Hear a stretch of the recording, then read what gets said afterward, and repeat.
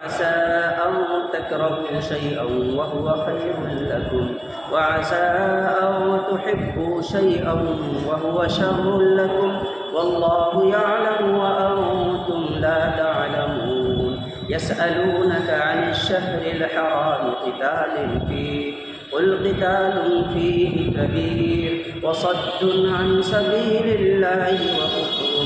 به والمسجد الحرام وإخراج أهله منه أكبر عند الله والفتنة أكبر من القتل ولا يزالون يقاتلونكم حتى يردوكم عن دينكم إن استطاعوا ومن يرتد منكم عن دينه فيمت وهو كافر وأولئك حبطت أعمالهم في الدنيا والآخرة وأولئك أصحاب النار هم فيها خالدون صدق الله. كتب عليكم القتال وهو كره لكم، فرض کیا گیا ہے تم پر جہاد کو، جنگ و جدال کو، قتل کو، وَهُوَ كُرْهٌ لَكُمْ، اور وہ تم کو پسند نہیں آئے گا، تمہیں کراہیت ہوگی، تمہارے لیے وہ مناسب نہیں لگے گا. وَعَسَىٰ أَن تَكْرَهُوا شَيْئًا وَهُوَ خَيْرٌ لَكُمْ، اور ممکن ہے کہ بہت سی چیزوں کو تم ناپسند کرو اور وہ تمہارے لیے بہتر ہو خیر ہو. وَعَسَىٰ أَن تُحِبُّوا شَيْئًا وَهُوَ شَرٌ لَكُمْ، اور ممکن ہے کہ بہت سی چیزیں تمہیں پسند آئے، تمہیں اچھے لگے، وَهُوَ شَرٌ لَكُمْ، اور حقیقت یہ ہو کہ تمہارے لیے اس میں خرابی ہو، شر. وَاللَّهُ يَعْلَمُ وَأَنْتُمْ لَا تَعْلَمُونَ، اللہ تعالیٰ ہی جانتا ہے اور تم نہیں جانتے. دیکھیں یہاں اب ایک بات ہے کہ کتب علیکم القتال، اس سے پیشتر جو آیت گزری تھی اس آیت کو ہم سامنے رکھیں تو وہاں یہ بات کی گئی تھی کہ یسألونک ماذا ينفقون، آپ سے پوچھتے ہیں کہ کیا خرچ کیا جائے، کہاں خرچ کیا جائے. کہہ دیجئے کہ من خیر قل ما انفقتم من خیر فللوالدین والاقربین والیتامى والمساکین وابن السبیل، یہ 5 جگہ ہے جہاں تمہیں خرچ کرنا ہے. انسان کی اصل جو سب سے بڑی جو چیز ہوتی ہے، سب سے عزیز جو چیز ہوتی ہے، ایک تو یہ کہ انسان کی جان ہے، دوسری یہ کہ انسان کی اولاد ہے، اور تیسری یہ کہ انسان کی مال ہے. بسا اوقات کبھی کبھی جان اور مال سے بڑھ کر کے اولاد ہو جاتی ہے، کبھی اولاد سے بڑھ کر کے جان اور مال ہو جاتی ہے. لیکن یہاں پر جو معاملہ ہے 2 چیزوں کا ہے، ایک تو ہے مال کا اور دوسرا ہے جان کا. مال کا تذکرہ پیچھے آ گیا، جان کا تذکرہ آگے آ رہا آج آیا. اولاد کا تذکرہ یہاں نہیں کیا گیا، تو چونکہ یہاں پر اہمیت دی گئی اس چیز کو، وہ چیزیں جو کہ جو انسان کی اپنی رہتی ہے، اپنے پاس رہتی ہے.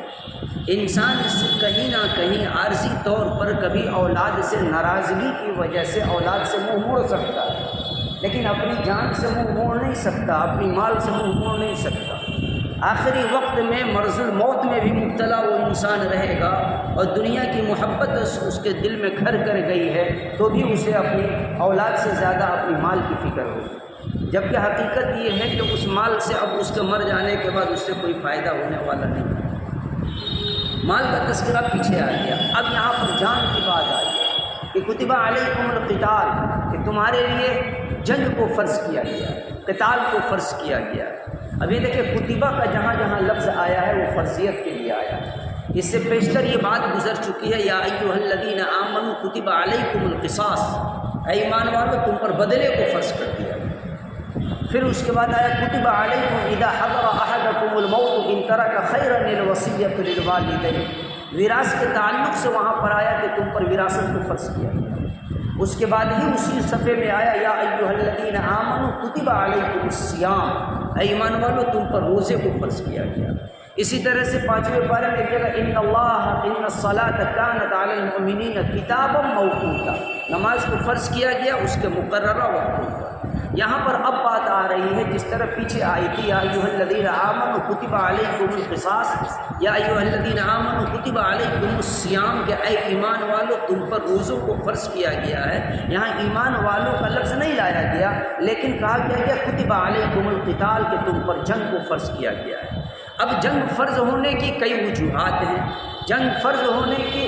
اب جنگ فرض کی بھی علماء نے 2 قسمیں بیان کی، ایک ہے فرض علی الکفایہ اور ایک ہے فرض علی العین۔ ایک ہے کہ ہر ایک انسان پر فرض جنگ کرنا فرض ہے، اور ایک ہے کہ فرض علی الکفایہ ہے۔ آپ کے علاقے سے، آپ کی ملت سے اگر کوئی ایک فرد بھی اس جنگ میں شامل ہو گیا تو سب کی طرف سے کفایہ ہے۔ لیکن جب فرض عین کا جب معاملہ آ جائے گا تو ہر ایک کسی کو اپنے سر پہ کفن باندھنا پڑے گا، ہاتھوں میں ہتھیار اٹھانے پڑیں گے۔ اب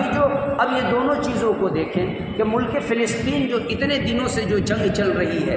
اتنے دنوں سے جو جنگ چل رہی ہے، اب وہاں پر فلسطین کے لوگوں کے لیے جنگ کرنا فرض عین ہے، ہر ایک کے لیے فرض عین ہے کہ جس طریقے سے طاقت رکھتا ہو، جس طریقے کی وسعت رکھتا ہو، ہر ایک پر جنگ کرنا فرض ہے۔ لیکن پوری دنیا کے مسلمانوں کے لیے یہ فرض کفایہ ہے، پوری دنیا کے مسلمانوں کے لیے فرض کفایہ ہے کہ فلسطین اور اسرائیل کی جنگ میں وہ فلسطین کے حمایت میں کھڑے ہو، فلسطین کا ساتھ دے اور اس جنگ میں اپنے آپ کو پیش کرے۔ اب رہی بات یہ کہ ابھی ایک جنگ کل بند ہونے کا اعلان ہوا، 3 دن وہ جو جنگ چلی ہمارے ملک سے اور پڑوسی ملک سے، ہندوستان اور پاکستان کی جو جنگ رہی، تو اب اس جنگ کے بارے میں کیا کہ یہ جنگ تو ہماری سرزمین پہ واقع ہوا تھا،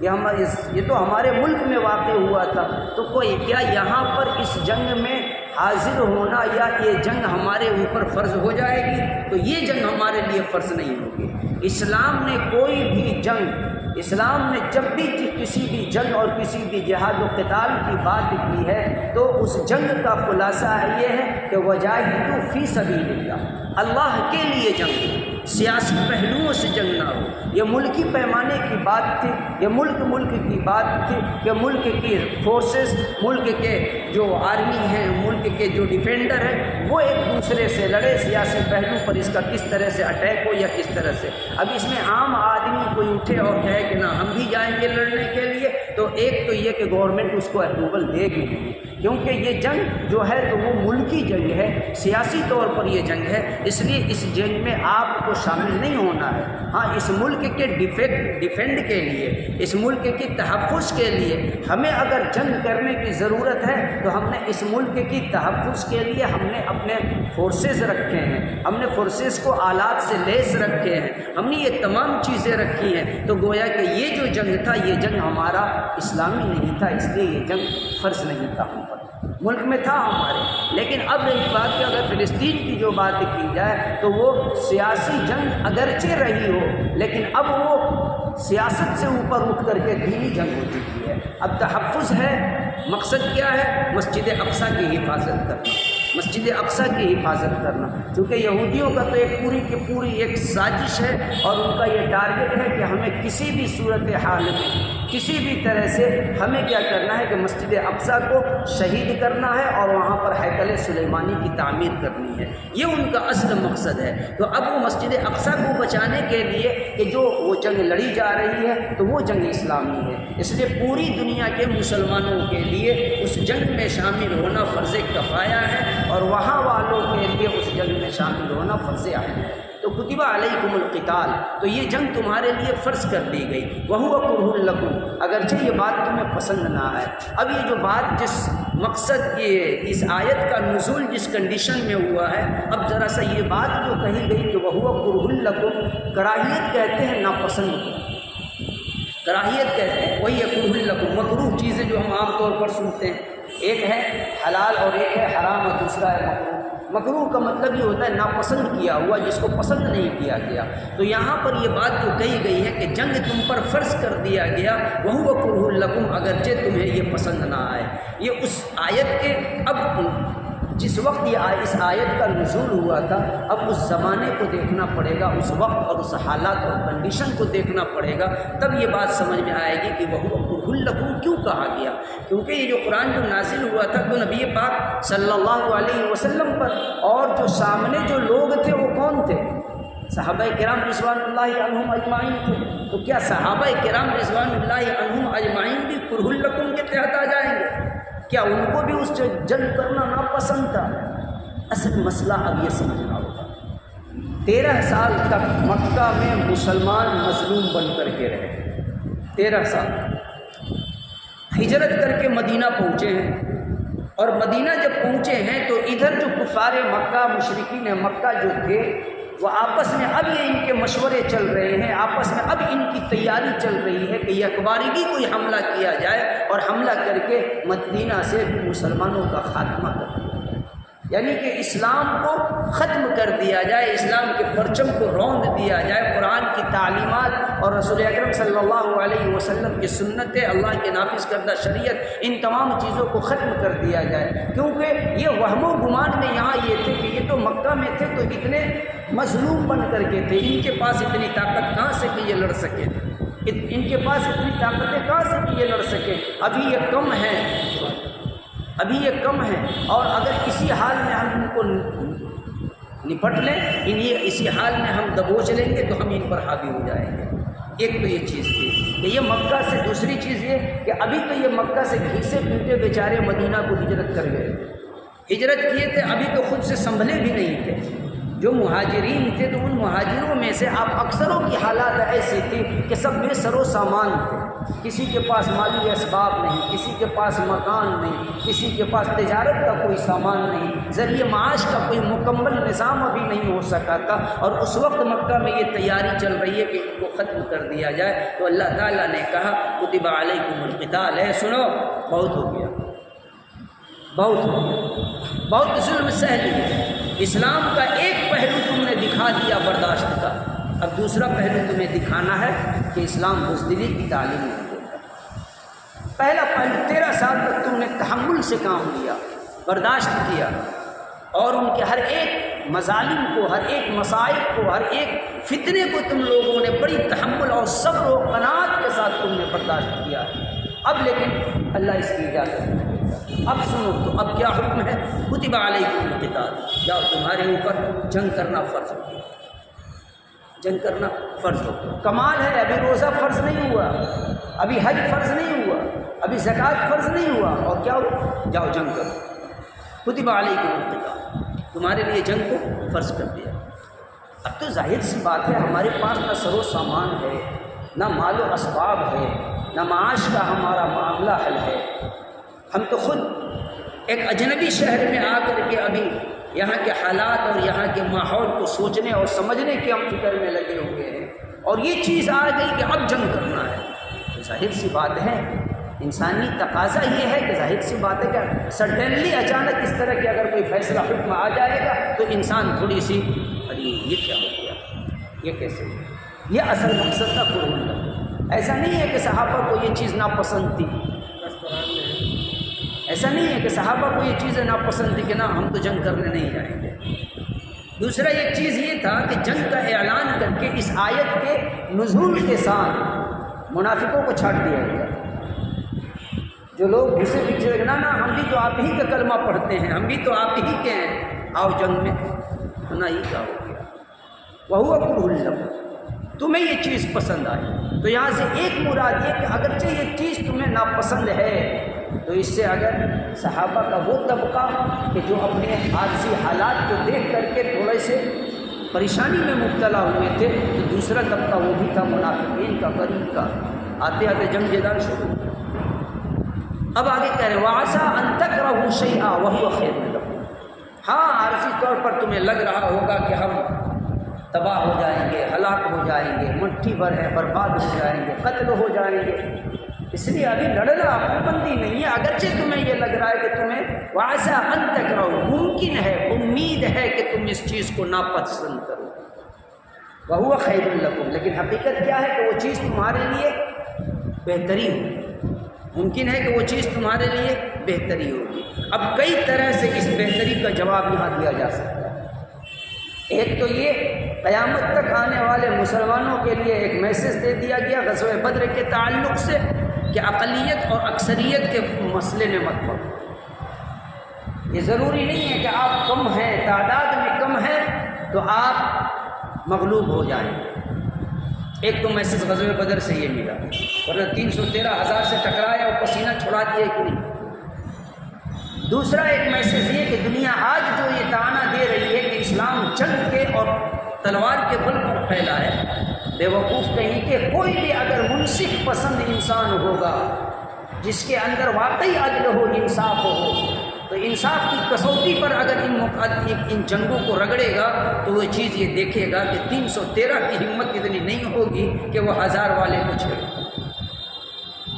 وہ 1000 والے کوا چاہے کتنا شاطر کیوں نہ ہو جائے، مدھو مکھی کے چھتے کو ہاتھ نہیں لگاتا، ورنہ مار کے دیکھے ایک چوٹ ساری اس کی پھرتی غائب ہو جائے گی۔ تو ایک تو یہ بھی کہ اسلام بزدل ہونے کی تعلیم نہیں دیتا۔ تیسری چیز کہ تمہیں جو ایک خوف کہیں نہ کہیں تمہارے سینوں میں تھا کہ ہم کمزور ہیں، کم ہیں، اللہ تعالیٰ نے فرشتوں کے ذریعہ اس چیز کو حل کر دیا۔ بہت سے جوابات ہو سکے، وَعَسَىٰ أَن تَكْرَهُوا شَيْئًا، ممکن ہے کہ تم کسی چیز کو ناپسند کرو، وَهُوَ خَيْرٌ لَكُمْ، اور وہ تمہارے لیے بہتر ہے، اور وہ تمہارے لیے بہتر ہے۔ 313 نے جب 1000 کے قافلے کو روند ڈالا، بحران برپا ہو گیا، اور ایک مسلمانوں کا، ایمان والوں کا رعب اور دبدبہ اس طرح بیٹھ گیا کہ اب لوگ سازش کے تحت سوچے کہ مسلمانوں کو تکلیف پہنچایا جائے، سازش کے تحت۔ یہی وجہ ہے کہ پھر منافقین کو تلاشا گیا، ان کو جوڑا گیا، ان کو یہودیوں کو جوڑا گیا، اور اس طرح سے جوڑ بٹور کے تاکہ اب ہم مضبوط ہو کر کے حملہ کریں، نتیجہ پھر منہ کی کھانی پڑی۔ وَعَسَىٰ أَن تَكْرَهُوا شَيْئًا وَهُوَ خَيْرٌ لَكُمْ، ممکن ہے کہ تم جس چیز کو ناپسند کرو وہ تمہارے لیے بہت بہتر ہے۔ وَعَسَىٰ أَن تُحِبُّوا شَيْئًا وَهُوَ شَرٌّ لَكُمْ، اور ممکن ہے کہ تم جس چیز کو پسند کرو، تم جس چیز کو پسند کرو، تھوڑی دیر کے لیے اگر ہم دیکھیں اپنے حساب سے تو ہم اس چیز کو یہ پسند تھوڑی دیر کے لیے کہ حکمت کیا کہ ہم تو ابھی مکہ سے آئے ہیں، تھوڑی دن برداشت کر لیا جائے، اور مکہ میں جب ہم 13 سال جب جھیل چکے ہیں تو یہاں تو اب اس طرح کا ہمیں جھیلنا بھی نہیں۔ جن مسائل کا اور جن مظالم کا مقابلہ صحابہ نے مکہ میں کیا تھا، مدینہ میں تو نہیں تھا۔ مکہ میں سامنے والے تھے اور مدینہ میں سب آستین کے ساتھ گھسے ہوئے تھے۔ مکہ مدینہ میں جو دشمن تھے وہ کیا تھے؟ وہ آستین کے ساتھ منافقین تھے، یہودی تھے، جس کا ذکر پیچھے گزر چکا ہے 2 درس پہلے۔ تو لیکن جو مظالم، جو مصیبتیں، جو پریشانیاں وہاں جھیلی گئی تھی 13 سال میں، یہاں تو وہ چیزیں نہیں شروع ہوئی تھی۔ تو جب وہاں پر ظلم سہ کے ہم خاموش رہیں تو یہاں پر ان لوگوں کو اچھلنے دیا جائے۔ وَعَسَىٰ أَن تُحِبُّوا شَيْئًا وَهُوَ شَرٌّ لَكُمْ، ہاں اب یہاں سے ایک نقطہ یہ کہ اگر تمہیں یہ چیز پسند ہو، اگر بالفرض مان لو کہ تم جنگ نہ کرنا چاہو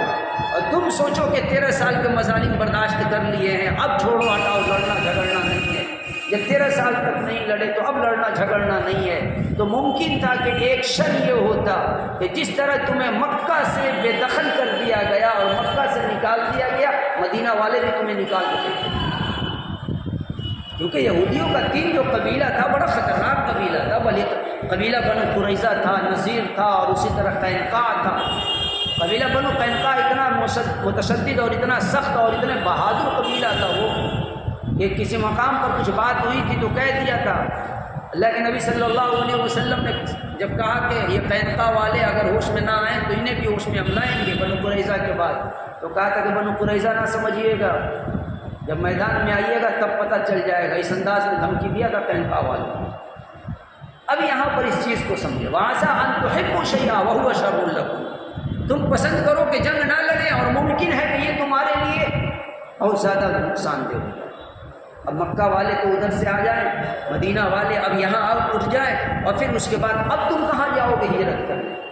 اللہ تعالیٰ نے کہا کہ نا جنگ تمہارے لیے فرض ہے، اب تمہیں جنگ کرنا ہے۔ ہاں جنگ کی ابتدا تمہیں نہیں کرنی ہے، جنگ کی ابتدا نہیں کرنی ہے، کوئی ایسا پہلو تمہیں نہیں دینا ہے کہ سامنے والا جنگ کر سکے، جنگ کے لیے آمادہ ہو جائے۔ لیکن جب مد مقابل کوئی آ جائے تو پھر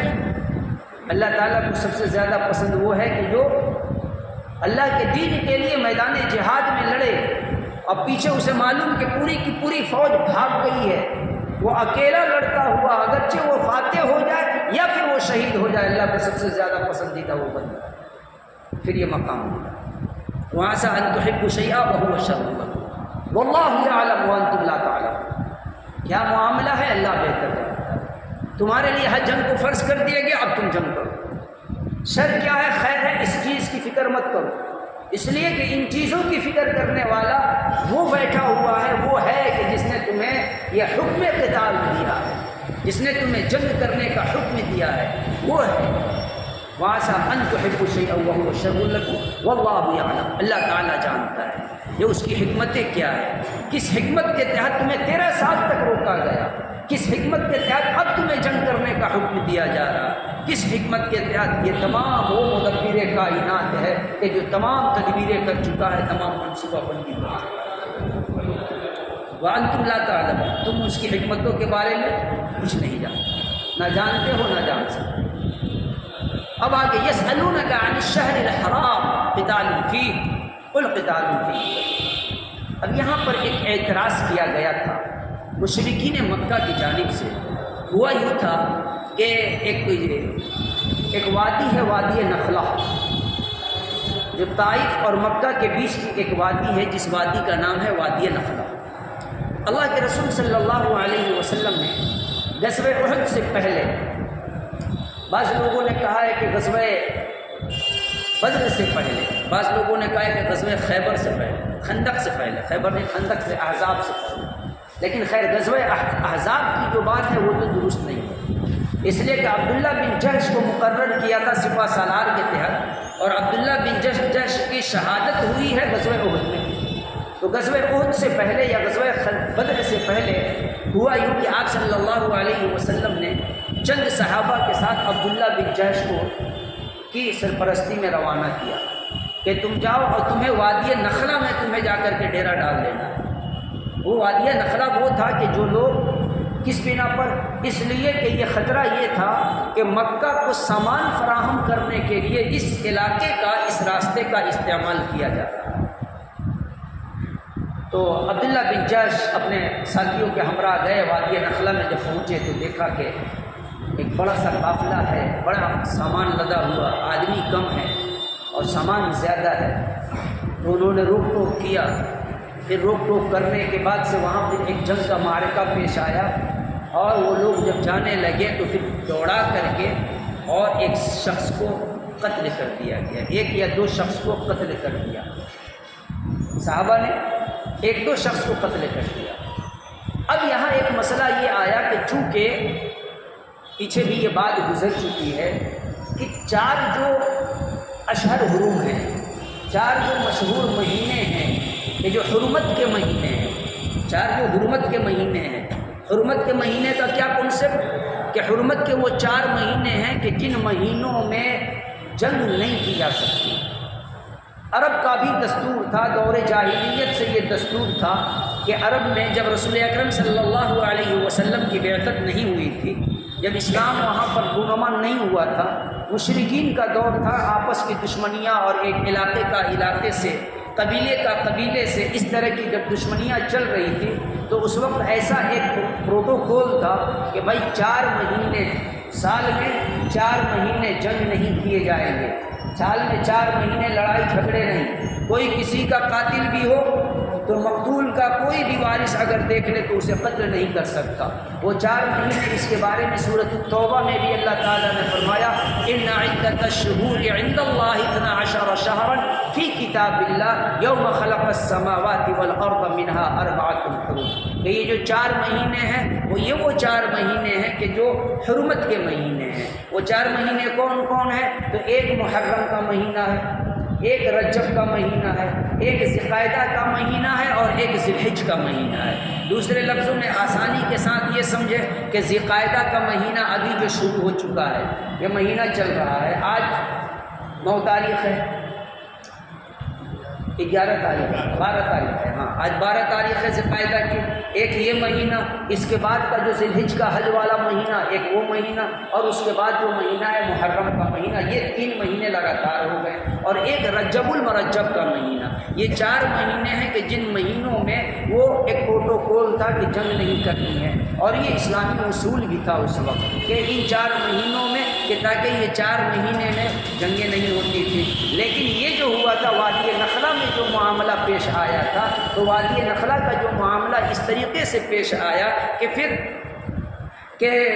لوگوں نے صحابہ نے جب اس شخص کو قتل کر دیا تو قتل کرنے کے بعد اب جب کفار مکہ مشرکین مکہ میں جب یہ بات پہنچی کہ خود کو کہ محمد کا ماننے والے اور محمد کو رسول اللہ ماننے والے ان لوگوں نے یہ حرکت کی ہے کہ رجب کی پہلی تاریخ کو ایک شخص کا قتل کر دیا، رجب کی پہلی تاریخ کو ایک شخص کا قتل کر دیا۔ اللہ کے رسول صلی اللہ علیہ وسلم نے جب تحقیق کی تو معلوم ہوا کہ یا رسول اللہ وہ جمادی الاخری کی آخری تاریخ تھی،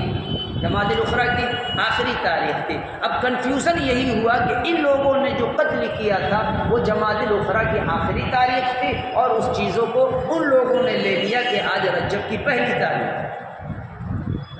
واٹس ایپ تو تھا نہیں کہ چاند کا اعلان ہوا ہے کہ نہیں، چاند کا اعلان ہوا ہے کہ نہیں، تو یہ معاملہ آیا۔ تو اس کے تعلق سے وہ جو کفار و مشرکین تھے ان لوگوں نے اعتراضاً یہ بات کہی کہ بہت اسلام والے بنتے ہیں، اللہ والے بنتے ہیں اور خود کو رسول اللہ کہتے ہیں اور کہتے ہیں کہ ہم پر قرآن اترا ہے، لیکن کیا کہیں گے اس بارے میں کہ قتال فی یسألونک عن الشہر الحرام قتال فی، کہ پوچھا جائے گا آپ سے، یہ آپ سے پوچھتے ہیں کہ محترم مہینے میں قتل کے بارے میں آپ کیا کہتے ہیں، کیونکہ یہ تو جائز نہیں تھا۔ اب یہاں ایک مسئلہ کہ کیا اب یہ مسئلہ، اب یہ اصول کیا اب بھی لاگو ہو سکتا ہے یا لاگو ہے کہ نہیں؟ تو ابھی جو ملک کا جو جھگڑا ہوا اسی مہینے میں شروع، اسی مہینے میں ختم، ابھی اسی مہینے میں، تو یہ تو قاعدہ ہے نا، اسی مہینے میں سے ایک مہینہ ہے نا اشہر حرم میں، اور ہندوستان کے نہیں پوری دنیا کے تقریباً سب سے مانے جانے جو مفتی ہیں وہ مفتی تقی عثمانی صاحب دامت برکاتہم العالیہ، وہ پاکستان کے جسٹس بھی رہ چکے ہیں، مفتی اعظم بھی ہیں، ان کا تو فتویٰ نہیں آیا ہے کہ ہندوستان حملہ کرو پاکستان والوں، یہ اشہر حرم ہے لیکن اس میں حملہ مت کرنا، ورنہ میڈیا کی جو بات ہے وہ سچ ہو جاتی ہے۔ اب یہاں پر ایک چیز یہ کہ دیکھیں کہ اصول یہ کہ پیچھے ایک آیت گزری ہے، پیچھے ایک آیت گزری ہے، یقاتلون فی سبیل اللہ الذین کفروا، پیچھے وہ آیت گزری وقاتلوا فی سبیل اللہ الذین یقاتلونکم، تم جہاد جنگ ان لوگوں سے کرو جو تم سے جنگ کرنے آئے، جو تم سے جنگ کرنے آئے۔ اب چاہے اگر وہ جنگ کرنے والا اشہر حرم میں ہم پر حملہ کرے اور ہم کہیں کہ نا جی ابھی محرم کا مہینہ ہے، محرم کے مہینے کے بعد ہم بدلہ لیں گے، تب تو معلوم ہوگا کہ صرف فاتحہ کھانے کے لیے رہ جائیں گے،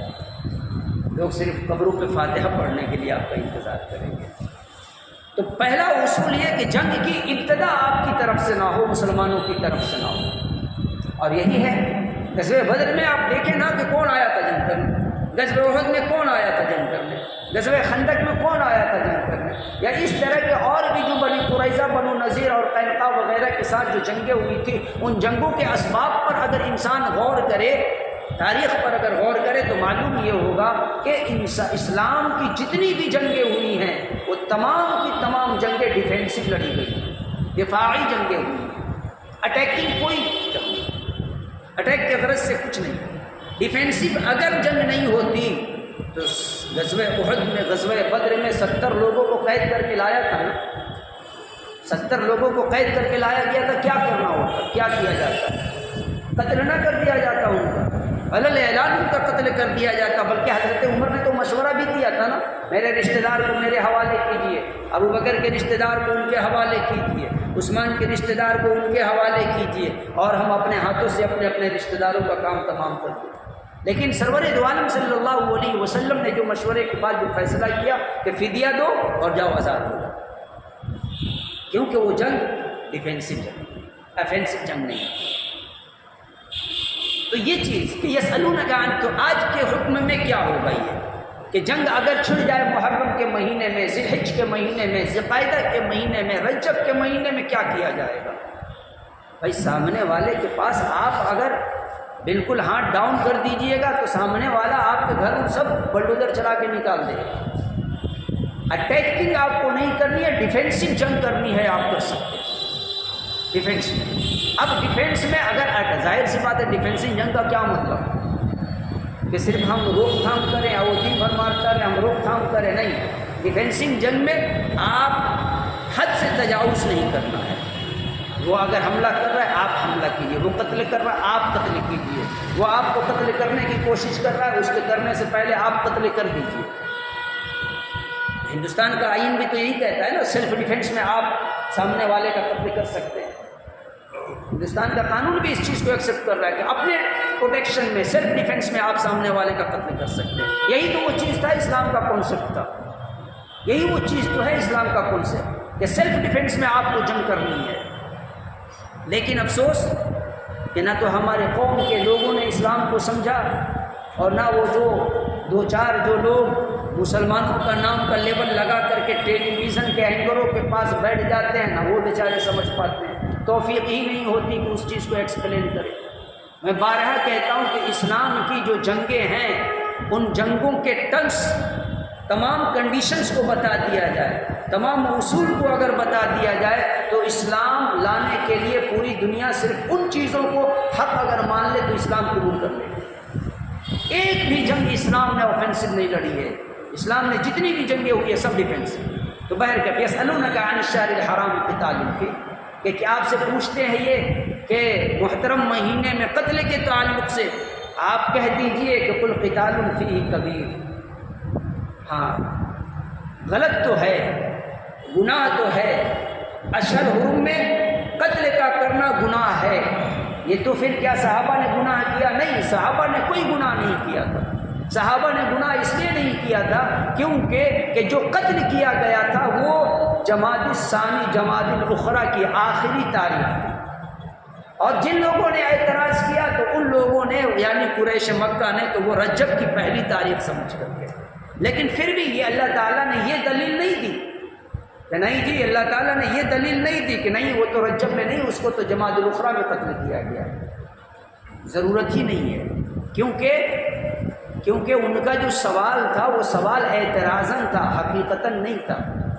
تحقیقی بات یہ تھی کہ آخری جمادی الاخری کو قتل ہوا ہے، اور یہ بیوقوف آ کر کے الزام لگا رہے ہیں کہ ایک رجب کو قتل کیا ہے، تو اسی لیے اللہ تعالیٰ نے ان کی باتوں کو ڈیفینڈ نہیں کیا، کہا کہ ہاں تمہاری جو سوال ہیں آپ کہہ دیجئے کہ قل قتال فیہ کبیر، کہ ہاں جو محترم مہینے ہیں اس میں قتل کرنا، جنگ کرنا تو واقعی بہت بڑا گناہ ہے، بڑا گناہ ہے، فیہ کبیر کا بڑا گناہ ہے۔ اور ذرا ایک بات بتاؤ، وصد عن سبیل اللہ، اللہ کے راستے میں نکلنے والے کو، اللہ کے راستے میں آنے والے کو، اللہ کی شریعت کو ماننے والے کو، اسلام قبول کرنے والے کو، اسلام کی آغوش میں آنے والے کو، قرآن کے قاریوں کو، قرآن کو سمجھنے والوں کو، الکول کو، مسلمانوں کو اللہ کے طرف جانے سے روک دینا،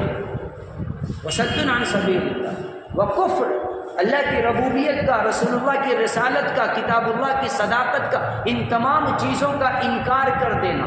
والمسجد الحرام، اور مسجد حرام میں جانے سے روک دینا۔ حج ہی کے مہینے عمرہ کرنے آپ صلی اللہ علیہ وسلم جو نکلے تھے، راستے میں روک دیا گیا کہ نہیں آپ نہیں جا سکتے ہیں اللہ کے گھر میں۔ وصد عن المسجد الحرام، یہ ہے وصد عن سبیل اللہ والمسجد الحرام، بیچ میں وکفر میں ایک لفظ لایا گیا کیونکہ یہ تمام چیزیں جو یہ کر رہے تھے کفر کے بنا پر کر رہے تھے، اس لیے اس کو بیچ میں لایا گیا۔ آگے کہا والمسجد الحرام، مسجد حرام میں عبادت کے لیے جانے سے روک دینا۔ یہی محمد عربی صلی اللہ علیہ وسلم ہجرت سے پہلے آپ جب نماز پڑھتے تھے مکہ میں تو آپ نے سنا ہوگا، بارہا تاریخ میں یہ بات لکھی جاتی ہے کہ گلے میں کوئی کمبخت چادر لپیٹ کر کے آپ کو سجدے سے کھینچ کر کے کنارے کر دیتا۔ آپ سجدے میں جاتے تھے، ایک اونٹ جب حاملہ اونٹ جب اپنا یہ بچہ دیتی تھی تو اس کی اوجھریاں جو ہوتی تھی وہ اٹھا کر کے آپ کے جسم اطہر پر روک دیا جاتا تھا۔ اللہ تعالیٰ نے والمسجد الحرام، مسجد حرام میں جانے سے روک دینا۔ مسجد حرام کا کانسیپٹ یہی ہے کہ عبادت، مسجد عبادت کے لیے ہے، اب کوئی بھی جو بندہ جاتا تھا وہ عبادت کی غرض سے جاتا تھا، تم عبادت کے لیے روک دیے۔ وصد عن سبیل اللہ والمسجد وکفر بھی والمسجد الحرام واخراج اہلہ منہ، واخراج اہلہ منہ، اور جو وہاں کے رہنے والے ہیں ان کو باہر نکال دینا، جو وہاں کے یعنی کہ اس شہر کے، تمہارے شہر میں جو لوگ وہاں کے باشندے ہیں۔ محمد عربی صلی اللہ علیہ وسلم کا تو صاف واضح ہے کہ حضرت اسماعیل علیہ السلام کے خاندان سے آپ کا شجرہ وہیں، آپ کا نسل، آپ کی نسل، آپ کے تمام جو تھے سب وہی. تو اصل تو مسجد حرام کے اور مکہ کے رہنے والے اصل باشندے تو محمد رسول اللہ صلی اللہ علیہ وسلم تھے. باوجود اس کے اگر تم فوری طور کی اگر بات کرو تو حضرت عبد المطلب آپ صلی اللہ علیہ وسلم کے دادا تھے. آپ کے چچا حضرت ابو طالب یہ تو رؤوسوں میں سے تھے، سردار مکہ میں سے تھے. اور حضرت عبد المطلب تو وہ تو ساقیوں میں سے تھے. قبیلہ بنو ہاشم کا یہ مقام تھا کہ جب لوگ دور جاہلیت میں ننگے ہو کے طواف کیا کرتے تھے، قبیلہ بنو ہاشم یا ہاشمی خاندان تھا کہ جو اپنے کپڑے میں طواف کرتا تھا. اور لوگ بھاڑے پہ ان کے کپڑے لے کر کے اتنے مقدس مانے جاتے تھے کہ ان کے کپڑوں کو کرایہ پر لے کر کے اور ان کے کپڑے پہن کے لوگ طواف کرتے تھے جو لوگ باحیا ہوتے تھے، ورنہ بے حیا تو یوں ہی ننگے طواف کیا کرتے تھے. تو چونکہ آپ صلی اللہ علیہ وسلم کا شجرہ نسب تو شروع سے لے کر کے آج تک، یعنی کہ مکہ جب سے آباد ہوا اس وقت سے لے کر کے آج تک تو یہاں کا، تو پھر تم نے ان کو نکال دیا. تو وہ اخراج اہلہ منہ اکبر عند اللہ، تو یہ کرنا کیا چیز؟ اللہ کے راستے سے روک دینا، اللہ کا انکار کر دینا، اور والمسجد الحرام، مسجد حرام میں عبادت سے روک دینا، اور اس کے شہر والوں کو، اس کے آبائی جو مقیم ہیں ان کو شہر سے باہر کر دینا، اکبر عند اللہ، اللہ کے یہاں اس سے بھی بڑا گناہ ہے. کس سے؟ کہ اگر جو اشہر حرم میں کسی نے قتل کر دیا اس سے بڑا گناہ ہے. یہ جواب تھا ان کے الزام کا. اچھا ایک قتل ہو گیا تو تم کو نیند آ گئی، ہوش اڑ گئے تمہارے، آنکھیں پھٹ گئی، آ گئے سوال کرنے، یہ میں اپنے انداز میں کہہ رہا ہوں، آ گئے سوال کرنے کہ رجب کے مہینے میں کیسے قتل کر دیا. اب ایک بات بتاؤ کہ جو تم لوگوں نے کیا کیا اس سے بھی بڑا جرم ہے کہ ایک تو اللہ کی ربوبیت کا انکار کیا، وصد عن سبیل اللہ، اللہ کے راستے میں اسلام قبول کرنے والوں کو تم نے اس طرح سے ستایا کہ بلال کے قدموں میں رسی باندھ کر کے گھسیٹا، حضرت عمار کی والدہ کو بے رحموں کی طرح، بے غیرتوں کی طرح قتل کر دیا، حضرت عمار کو اور ان کے والد حضرت یاسر کو تم نے اتنا ستایا، مغیرہ کو اتنا ستایا، بے شمار صحابہ تمہارے صدمے اور تمہارے ظلم کے شکار ہوتے رہے. اور پھر اس کے بعد سے نتیجہ یہ کہ ان کو اپنے گھر سے، اپنے وطن سے چھوڑ دینے پر تم لوگوں نے مجبور کر دیا. یہاں تک کہ صلح حدیبیہ کے موقع پر رسول اللہ صلی اللہ علیہ وسلم جب مکے کا طواف کرنے، عمرہ کرنے کی غرض سے آ رہے تھے، تم لوگ راستے میں دیوار بن کر کے ان کو مسجد نہیں آنے دیا. یہ تمام چیزیں بتا کہ کیا یہ گناہ تمہیں یاد نہیں ہے، صرف ایک قتل تمہیں یاد آتا ہے؟ یہ اس الزام کا جواب. سن لو، اکبر عند اللہ، اللہ کے نزدیک یہ اس سے بڑا گناہ ہے جو تم کر چکے ہو. والفتنۃ اکبر من القتل، اور یہ کیا تھا؟ فتنہ تھا. اب اللہ تعالیٰ نے یہاں ایک جواب دیا کہ والفتنہ، یہ جو آیت ہے کہ ایک آخری جماعت الاخری کو پہلی رجب بتا رہے تھے، یہ کیا تھا کہ یہ فتنہ تھا. یہ ایک فتنہ تھا کہ ہم بھڑکائیں، لوگوں کو بھڑکائیں کہ لوگ جو نئے نئے مسلمان ہوئے ہیں وہ بھڑک کر کے پیچھے آ جائیں، اور وہ نعوذ باللہ محمد رسول اللہ صلی اللہ علیہ وسلم کو اللہ کا نبی ماننے سے ہی انکار بیٹھے، وہ لوگ پیچھے بیک فٹ پر آ جائیں. تو یہ معاملہ تھا والفتنہ، کہ یہ فتنہ برپا کرتے تھے کہ مسلمانوں کے بیچ میں جا کر کے ایک تو منافقوں کا ان کا ساتھ مل گیا تھا، اور اس طریقے سے یہ فتنے پروازیاں کرتے تھے کہ لوگ آپس میں مسلمان سے دور ہٹ جائے. تو اللہ تعالیٰ نے کہا والفتنۃ اکبر من القتل، کہ کسی کا قتل کر دینا اس سے بڑا سنگین جرم ہے فتنہ برپا کر دینا. اسی چیز کو اللہ تعالیٰ نے پیچھے چند دو تین رکوع پیچھے کا والفتنۃ اشد من القتل، کہ فتنہ قتل سے سنگین جرم ہے. کسی کا قتل کر دینا اس سے بڑا سنگین جرم ہے فتنہ. کیونکہ فتنے جو ہوتے ہیں نا، تو قتل اگر ہوگا تو ایک ذات سے دوسرے ذات تک صرف معاملہ متاثر ہوگا، یا ایک خاندان سے بہت ہوگا تو ایک خاندان سے دوسرے خاندان. لیکن جب فتنہ برپا کر دیا جائے نا تو پھر وہ پورے محلے کو، پورے معاشرے کو اپنے آغوش میں لے لیتا ہے، اور پھر وہ پورا محلہ، پورا آغوش. آپ دیکھیں موجودہ وقت میں کیا ہوا تھا، پہلگام کا ہی واقعہ لے لے، کیا ہوا کہ جن لوگوں نے یہ فتنہ برپا کیا، کہ ذہن خراب کیا، 4 لوگ آئے اور 4 لوگوں نے آ کر کے بے وجہ صرف نام پوچھا. یہ الگ بات ہے کہ سارے سوال ہیں جس کے پاس کسی کے پاس جواب نہیں ہے کہ وہاں کی فورسز کہاں گئی، وہاں کی فوجیں کہاں چلی گئی. یہ تمام سوال ہیں جن کا کوئی جواب نہیں، لیکن ایک فتنہ پروازیاں یہ ہو گئی کہ نام پوچھ کر کے قتل کیا. نام پوچھ کر کے گولی چلائی، تو ایک یہ فتنہ ہے۔ اور تو یہ جو چیز ہے اشد من القتل، قتل سے بھی سنگین جرم ہے۔ نتیجہ آپ دیکھ لیں، نتیجہ آپ دیکھ لیں، کروڑوں کا نقصان اس ملک کا، ہمارے ملک کا بھی ہوا، کروڑوں کا نقصان بغل ملک کا بھی ہوا، ہزاروں نہیں تو کم سے کم سینکڑوں جانیں دونوں طرف کی قربان ہوئی۔ تو اس لیے کہا گیا والفتنہ اشد من القتل، قتل سے سنگین جرم۔ یہاں پر کہا والفتنہ تو اکبر من القتل، فتنہ قتل سے بڑا گناہ گار ہے فتنہ پردازی کرنا۔ ولا یزالون، اے محمد صلی اللہ علیہ وسلم، اللہ نے اپنے نبی کو خطاب کر کے، صحابہ کو خطاب کر کے کہا ولا یزالون یقاتلونکم، برابر یہ آپ سے جنگ کرتے رہیں گے، یہ بہانے بنا بنا کر کے، یعنی کہ یہ جو فتنہ کر رہے تھے، اللہ تعالیٰ نے جس کو فتنہ کہا، ان کا ٹارگٹ یہ تھا کہ ان سے جنگ کرنے کا ایک بہانہ مل جائے، چونکہ کھار کھائے ہوئے تھے نا۔ غزوہ بدر میں جو حالت ہوئی تھی وہ تو سب غصے میں تھے نا، کہ موقع ملے تو ہم انتقام لیں گے۔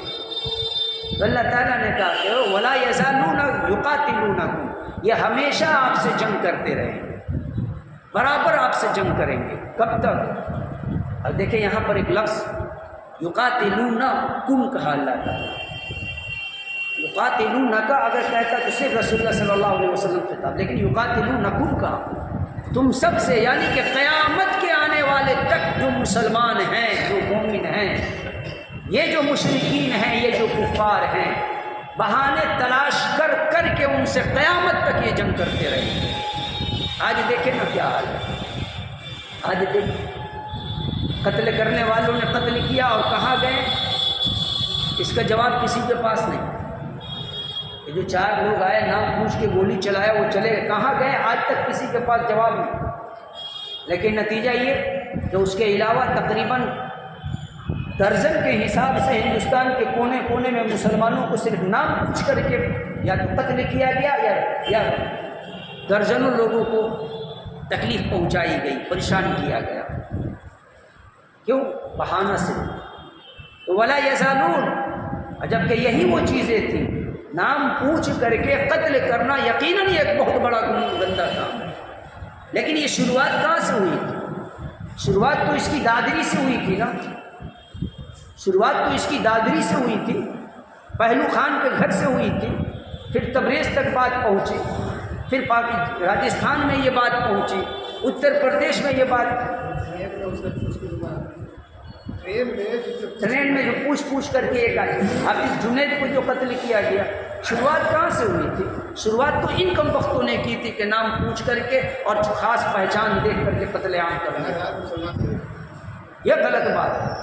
میں سپورٹ نہیں کر رہا ہوں، غلط آپ نے کیا ہے، اس چیز کو آپ بھی ایکسیپٹ کریں، میں ایکسیپٹ کر رہا ہوں، بار بار ایکسیپٹ کر رہا ہوں کہ پہلگام میں جو نام پوچھ کر کے یا یوں ہی جو بھی گولی باری ہوئی ہے، میں بھرپور مذمت کرتا ہوں، اور وہ اسلام کے خلاف ہے اور بلکہ وہ انسانیت کے بھی خلاف ہے۔